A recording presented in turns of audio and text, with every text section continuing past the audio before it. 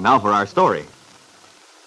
Today, as Ben Calvert strolled down Main Street in Wakefield, he was feeling more cheerful than he had in some time. Ever since he'd learned that his daughter Kit had taken another woman's child, had deceived her father into believing the baby was his own grandson. Smarting under the public disgrace the disclosure of Kit's deception had caused him, Ben had tried to think of a means, some way he could revenge himself on the man he was convinced was to blame, his ex-son-in-law, Bill Meade. At last he had worked out a plan, and today as Ben walked slowly along, he'd run into the man he'd chosen as the instrument of that plan, Georgie Stewart, who worked on the Wakefield Sentinel. Georgie, the town gossip who couldn't keep a secret if his life depended on it. They'd chatted a moment, and after they'd separated, Ben had chuckled to himself, remembering the little man's words the other day after Ben had planted the first seeds in his revengeful scheme. Georgie had said, "You can depend on me, Ben. I won't say a word about it. I won't tell a soul." But Ben knew better. He would have been even more pleased if he could have listened to a conversation which is taking place right now at Smitty's pool hall, where Georgie Stewart has just entered for his afternoon refreshments. Well, if it isn't the local Walter Winchell himself in person. Hi, fellas. How's tricks? Been peeking through any keyholes today, Georgie? Now, Jack, that's a fine thing to say. Sit down, Georgie. Take a load off your feet. Well, I don't mind if I do. Oh, boy, it's sure nice to get out of that office. Makes me awful nervous listening to all that racket, press machine and all. Poor Georgie. You're such a sensitive soul. Well, you can joke about it if you want to. But I'm telling you right now, those presses make such a racket. Well, gosh, sometimes a fella can hardly hear himself think. What would you do if you had to work in a boiler factory? Oh, Georgie couldn't do that. What would we do without our society column? We'd never know who went to the PTA lunch or which visiting fireman was in town. Well, you can kid if you want to now. Go right ahead. Oh, you better look out, Tom. We got to keep on the right side of Georgie. Yeah. Why, if he took it into his head to publish everything he knows, nobody in this town would be safe. My nose is clean. I'm not afraid of him. Oh, just the same, pal. The first time you make a slip, wander from the straight and narrow. Watch out. If I do, I'll take good care to keep out of Georgie's way. My goodness. The way you people talk, a person would think I was a blackmailer or something. Oh, I don't think you do anything like that, Georgie. Your only trouble is you can't keep anything under your hat. Is that so? Well, now, maybe you'd be surprised to know how many things I don't tell. Brother, I sure would. There goes Miss Jorgensen across the street there. Where? Say, that's not Mrs. Jorgensen, Georgie. That's Hazel Swamson. You'd better get yourself some glasses. Oh, Georgie's too vain to wear glasses. Wants to make a good impression on the girls. Oh. Well, you can't say he doesn't keep his figure. When are you going to put on some weight, Georgie? Build up your muscle. It's brain that counts, Tom. You got the brawn, but I've got the brain. Hey, look, Tom. Isn't that Mario Descari coming out of the drugstore? Yeah. Mario Descari, you say? You know, the Italian guy with the good-looking wife. Sure. I know him. And I know a couple of things about that wife of his, too. Oh, go on. Let us in on it, Georgie. It's not fair to keep that kind of news to yourself. Never mind. I told you I don't spill everything I know. Oh, come on, Georgie. What about Carla Descari? She's sure a good looker, I know that much. Yeah, a couple of other guys know it, too. What? Oh, you don't mean to say somebody's fool enough to try and two-time Descari? I'm not saying. Well, you must know something, Georgie. Don't be a piker. Come on, let us in on it. Boy, I wouldn't so much as look cross-eyed at Mrs. Descari. That husband of hers would just as soon sock you as look at you. Yeah, I saw him lose his temper once. Boy, I wouldn't want to get in his way. And he watches his wife like he's afraid she'll disappear right in front of his eyes. Well, he must have looked away once or twice then. Oh, go on, you're making it up. Don't pay any attention to this guy, Tom. He's trying to attract attention. Nobody in this town would be crazy enough to make a play for her. That's what you think. Listen here. I know what I'm talking about. I have it on very good authority. This Carla Descari is thick as thieves with a man right here in Wakefield. Been going on for some time, according to what I hear. I don't believe it. She may be good-looking and all that, but she's a nice kid. I don't think she'd play around. Oh, don't think like that, Tom.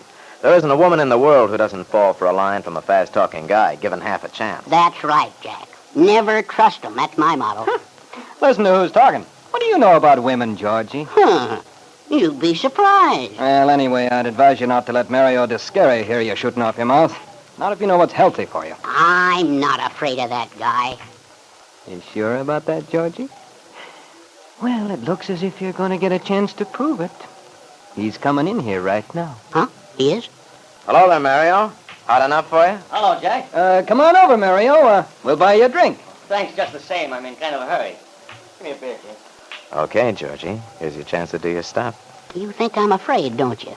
Well, fellas, get this. Yeah, as I was saying, it's a darn shame people have more respect for those guys in the service. After all, they had to leave their homes and go over and fight. And what happens?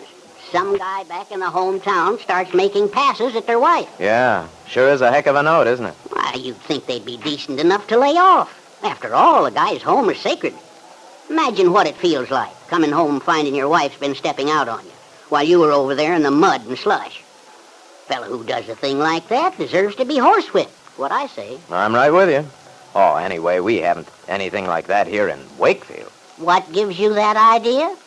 Why, I know of a case, not mentioning any names, and of course this fella isn't a local boy. He was stationed at Camp Downing during the war. But he certainly didn't let the grass grow under his feet, I'll tell you that. No fooling. I'm telling you. So what does he do after his discharge? He stays right here in Wakefield, gets himself a job. Of course, he was married and divorced in the meanwhile. Sounds like this fellow really gets around. You're not kidding. And he certainly can pick 'em, too. And he doesn't mind if they happen to be married, either. Not this guy. Oh, I certainly wouldn't want to be in his shoes if the husband finds out. Maybe he knows and doesn't care. This fella thinks the guy who's breaking up his home is a good friend of his. Well, they even did some business together. What are you talking about, George? Who, me? Why, I was just telling the I fellas... heard what you were telling them. You didn't happen to have anyone special in mind, did you? Why? Because if you did, you'd better watch yourself. Why, I don't know what you mean, Mario. I was... Don't put on an act now. It's too late. You were talking about me, weren't you? Well, hey... Aren't you? Hey, what do you think you're doing, Mario? Let go of me. What makes you think I was talking about you? I know the kind of guy you are. Your tongue's fastened in the middle so it wags both ways. There's no call for you to get so insulting, Mario Descari. I guess a man has a right to talk to a couple of friends in a public place. Sure. Just be careful who you talk about, that's all. Someday you're going to get yourself in trouble. Bad trouble. Get me? Well, sure, Mario. But you needn't get so tough about it. My Just goodness. watch yourself, that's all. You're liable to wind up behind the 8-ball if you don't. Here's your money, Jim. I'm getting out of here. I don't like the company. Boy, was he sore. I told you you'd get yourself in trouble if you didn't button your lip, Georgie. Well, if he wants to take offense, as Mama always said, if the shoe fits, wear it. Yeah. Yeah, maybe you're right. If there wasn't some truth in it, why would he get so excited? I guess you're right, Georgie. For once, you hit the nail right on the head. You're darn right I did. I never would have believed it, though. Carla Descari. She's such a quiet, gentle little thing. Just the same. You know the saying. Still water runs deep. So that's it. Carla Descari and Bill Meade. Now, wait a minute. I didn't say it was Bill Meade. I know you didn't mention any names. He didn't have to. Everybody knows Descari's done business with the bank, and Meade's the only guy around here who's been divorced recently. I wouldn't have thought it of Bill Meade. Well, you never know, do you? Yes, Ben Calvert would indeed have been pleased had he known how quickly the seed he had planted had begun to take root. To sprout into a plant whose quickly spreading branches were very likely to cast a shadow over the lives of 3 innocent people. Bill Meade, Mario Descari, and his wife Carla. The power of suggestion, the power of evil, working its poison. Now for our story. Carla Descari had been busy preparing dinner when her husband returned from Wakefield late this afternoon. The young Italian girl had chattered happily as she put away the groceries Mario had brought back, telling him all the simple events of her quiet day, not noticing that Mario's responses were strangely brief. But during their evening meal, Carla had begun to notice that something was bothering Mario. She was accustomed to his moods, which were apt to change suddenly from extreme gaiety to a brooding silence. And she'd learned that sometimes, if she pretended to pay no attention, she could win him back to the cheerful, affectionate attitude she believed to be his normal one.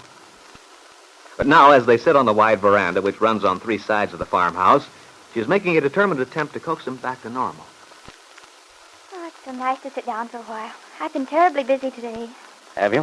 Mm-hmm. I did the ironing. Your white shirt's hung up in the closet all ready for you. Then I weeded the garden and made the sauce and got the chicken ready. Oh, yes, and Angelina stopped by for a while. Oh, little Tonito was so funny. He didn't believe you weren't here. You went running everywhere trying to find you. Even went out and looked in the barn. Angelina ought to watch him better. Someday he's going to get hurt running around on the loose. Oh, she takes good care of him, Mario. His little legs are just as solid. He's beginning to talk now. It's about time. Oh, he's only 2.5. When he went into the barn, Rosa turned around and stared at him. Then she switched her tail a couple of times as if she was saying, well, who's this little bambino come to visit me? The way you talk about that cow, Carla, as if she could think the way a person does. Rosa's a good friend of mine. Besides, Mario, sometimes I think she is as smart as a person. You'd be surprised all the things she understands. Well, that's crazy. She's just an animal, a dumb beast. Sometimes she's a lot of company just the same.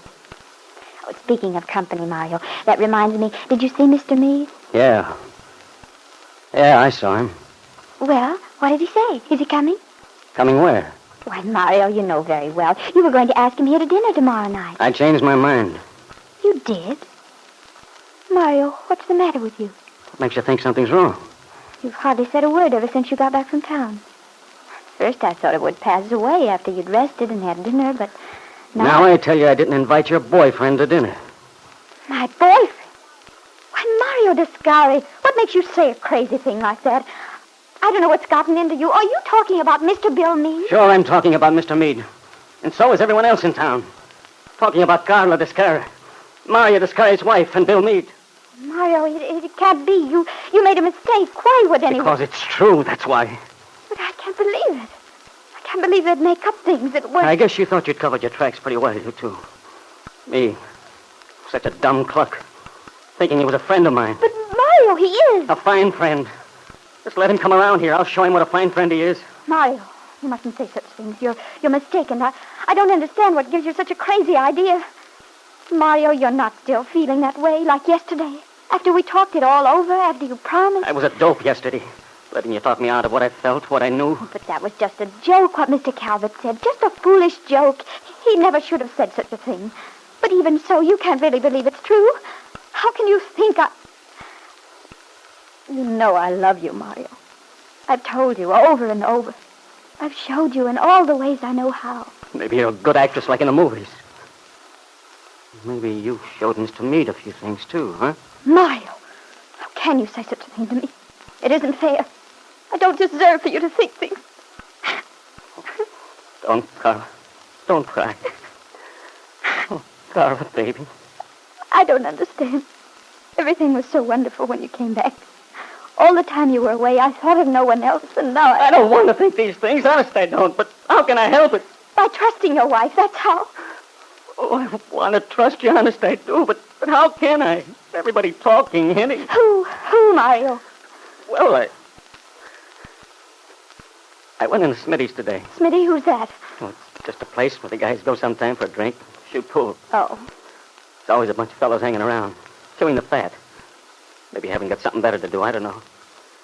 Anyway, the same ones are always in there, watching the girls walk by. You know. Yes, I think I do, Mario. I don't go in there much, but I was thirsty.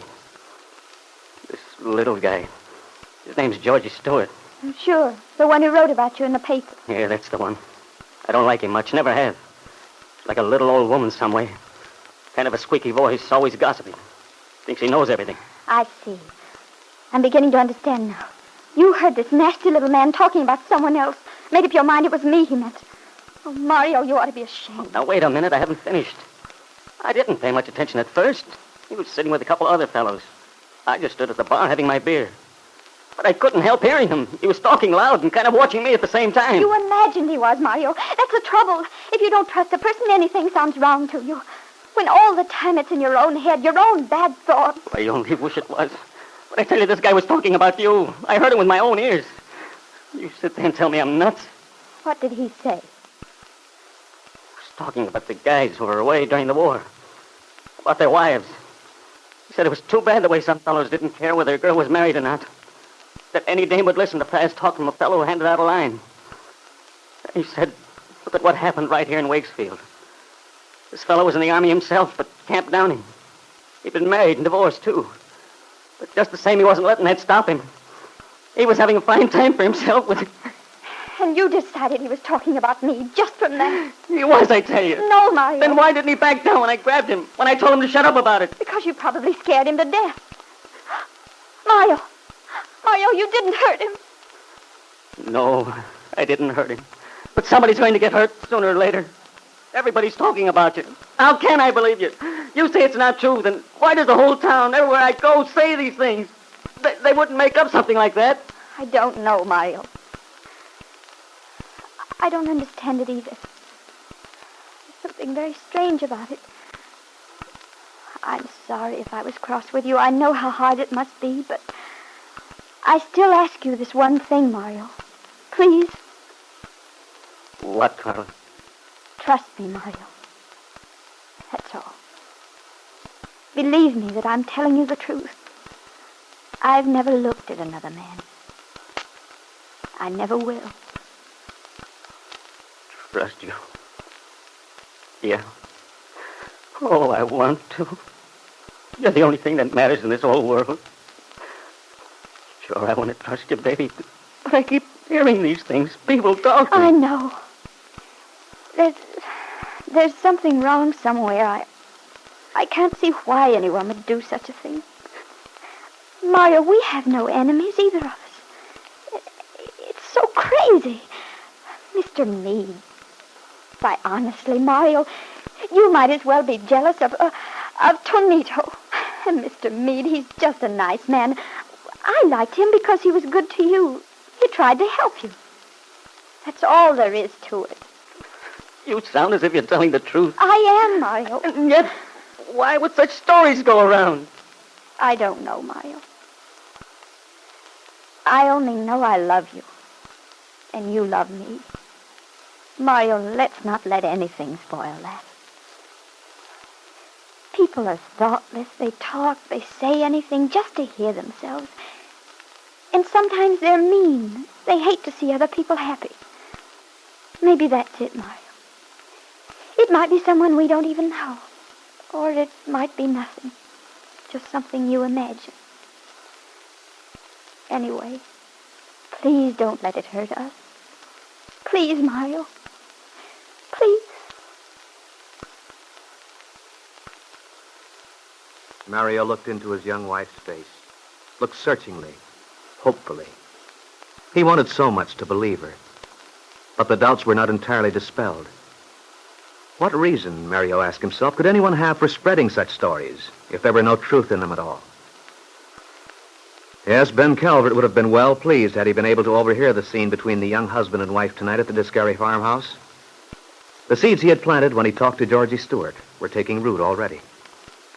But perhaps Mario's love for Carla, his sincere feeling for Bill Meade, may still conquer his jealous suspicions. Now for our story. In her dingy room at Miami Beach, Kit Calvert prowled about restlessly. She had gone to Florida because she knew Paul Cromwell was there. She had hoped he might help her.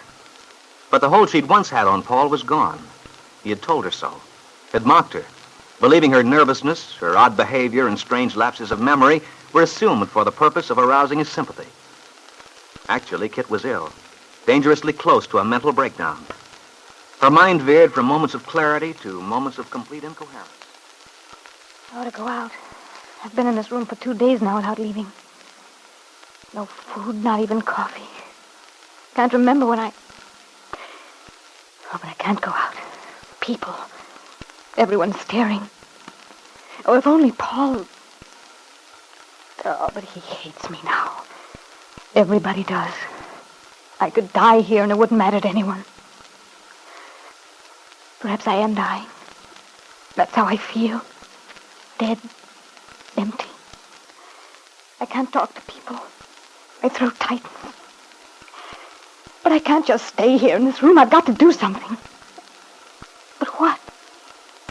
Where shall I go? Oh, it's always been like this, really. I've always been alone. Alone.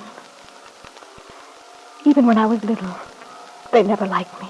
They laughed at me. All of them. Except one. There was one who didn't. One who was kind. I like you, Kit. Kit, don't cry. I'll be a friend of yours. Honest, I will. Don't cry, Kit. You're not alone. I'm your friend. Who was it? Who said that? Oh, if only I could remember. If I could find him. I'll stick by you. Don't you worry. You and me. Dad sent him away. Dad didn't want me to have a friend. Everything would have been different if it hadn't been for Dad. It was his fault. And now I don't even know who it was. The voice. Where have I heard it? I'll be a friend of yours, Kit. Who is it? Who is it? Oh, but I have no friend. I'm alone. Nobody, not even Paul. And at night, the faces. The hateful faces staring at me. Who is it? It's me, Miss Cummings. It's Mrs. Brotherton. What do you want? May I come in for a minute? Oh, all right. Yes, come in. The door's locked. Oh, just a minute. If you insist on bothering me. I won't stay but just a minute, Miss Cummings. I did want to have a talk with you, though. Very well. I'll sit down if you don't mind. Seems like those stairs get harder on me every day. All the work keeping this place up and so hard to get decent help, too. What did you wish to see me about, Mrs. Brotherton? Well, I had a couple of things on my mind. In the first place, Perhaps I should tell you several things I've had on my mind. Why, yes, of course, Miss Cummings. Go right ahead. It's the wallpaper. The wallpaper? I wish you'd take those faces away. And I can't for the life of me see why you chose to put Dad there in the first place. I suppose you thought it would make me feel at home, but if you did, you were wrong. Very wrong indeed. Why, Miss Cummings, I don't know what you're talking about. What picture? You know quite well what pictures. Right there on the wall by the window. I'm sure I don't see a thing, except the stain where the roof leaked last winter. Oh, I'd have had it fixed long ago, but you couldn't get a painter for love nor money. Don't be silly, Mrs. Brotherton. Of course you can't see them now. It's only at night. You should know that. At night? You mean these pictures on the wall, they only come out at night? Certainly you ought to know. Although how you managed to sneak in here with the door locked and all. Oh, but you're very clever, Mrs. Brotherton. I knew that at once. It was very smart of you getting hold of Lisa, too, and the baby. How you did that. Well, it's no matter. You'd better close the window. The fog will be coming in soon. And build up a big fire. And Mrs. Kingsley will have martinis when Paul comes. Miss Cummings, whatever are you talking about? It's me, Mrs. Brotherton. There's no Mrs. Kingsley here and no fireplace either. I had such an odd dream last night. I fell on the stairs. It was raining. Where's Lisa, Mrs. Kingsley? Oh, don't tell her Paul's coming. She'll stay in the room. I don't want her around.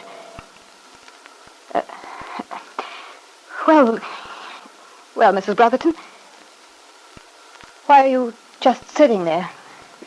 You said you wanted to talk to me.